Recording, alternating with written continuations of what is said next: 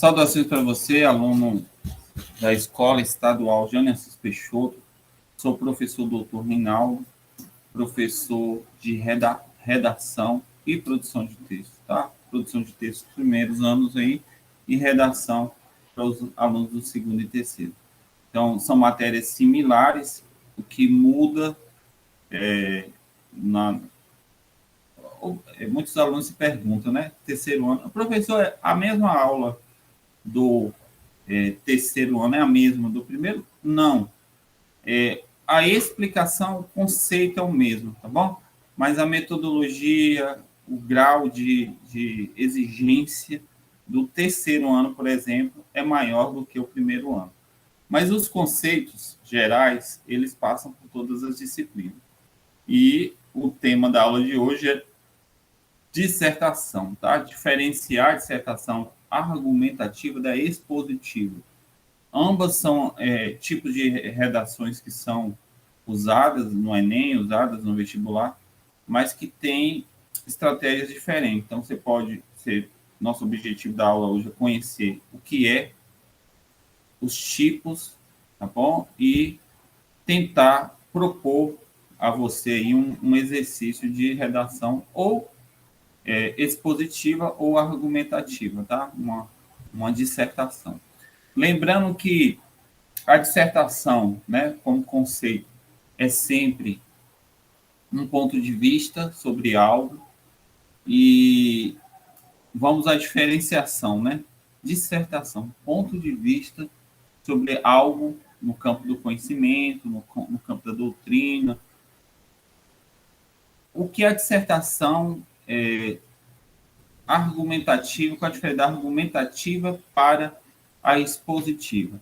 A expositiva, ela não tem o objetivo de convencer o leitor, mas de expor fatos ou características do seu ponto de vista.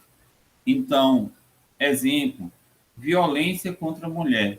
Eu vou ali fazer a redação colocando a minha insatisfação, meu repúdio à violência contra a mulher e vou colocar ali, expor ali fatos que mostram que esse tipo de atitude é uma atitude que tem que ser condenada. É uma redação dissertativa expositiva. Por quê? Porque estou expondo uma opinião, estou expondo um ponto de vista, estou ali colocando fatos que provam que esse ponto de vista é o caminho, tá? E fecho a redação ali com a conclusão, fazendo uma refacção, um resumo desses argumentos. Então, quando o aluno, o candidato, ele faz esse tipo de texto, ele não tenta convencer o leitor, mas ele mostra que, por lógica, né, pelos fatos ali, violência contra a mulher não é um bom caminho. Já a redação argumentativa, ela é diferente no sentido de que o candidato, o escritor, vai persuadir, vai fazer a persuasão do leitor, desenvolvendo ali o argumento de forma que ele vai demonstrar que não aceita que não é um caminho a violência contra a mulher. Então, ele tem a persuasão como característica. E a forma como se escreve é uma forma mais crítica, uma forma mais contundente e mais forte no sentido de denunciar e de mostrar que a violência contra a mulher não é um caminho. Então, a expositiva, você expõe fatos.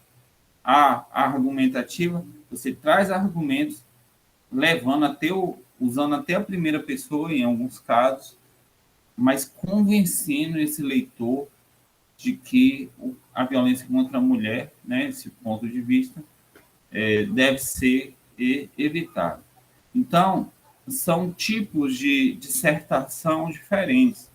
Aí a gente vai ver que um ponto de vista, uma opinião, ela pode ser defendida de várias formas. Por isso que a gente trabalha com metodologia, algumas dinâmicas, né? Que é do júri simulado, onde você tem um advogado promotor, onde ele expõe fatos, e se tem um advogado de defesa, onde ele vai convencer as pessoas da inocência do réu. Então, esse tipo de exposição ou argumentação, que é o convencimento, fazem parte do texto dissertativo.